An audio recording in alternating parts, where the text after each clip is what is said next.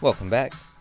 Well, I've just continued working on the pizza oven, so I've just finished the roof off here, and that's also 6mm plate as the original design, and also you can see a bit of a chimney there.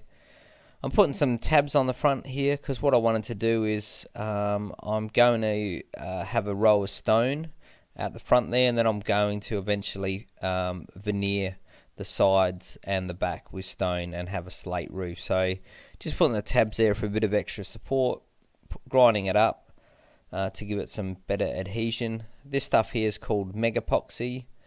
It's amazing stuff actually. The only thing I'm not sure about is how it'll go with the temperature.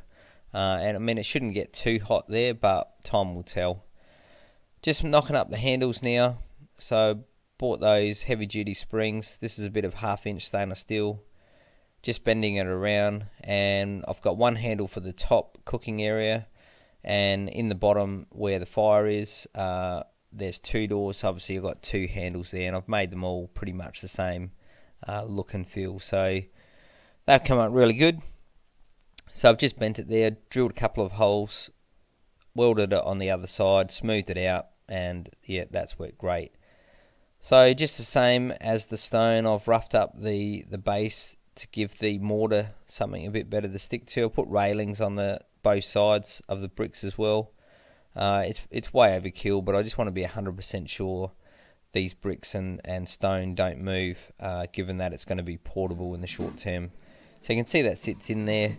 That gap between the insulating fire brick and the inner skin of the oven is about 20mm, and that's where the ceramic wall's going to go, which is this gear just here.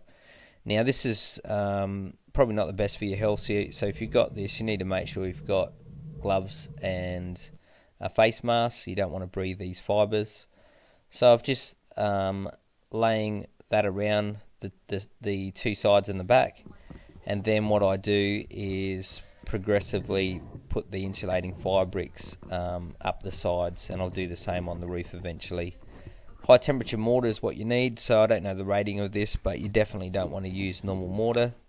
Now, to get the mortar to stick, you really got to soak the insulating fire bricks. So you can see the bubbles coming off. They need to soak for, I would think, at least 5 minutes. I left them there for an hour or so, and sometimes overnight, just to be 100% sure.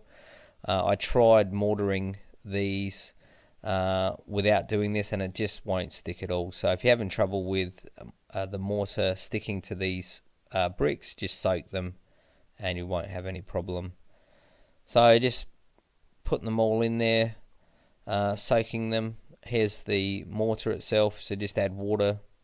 I've only mixed a little bit up at a time what I'm going to use, because you don't want to add water once you've actually mixed it. So there's the finished sides.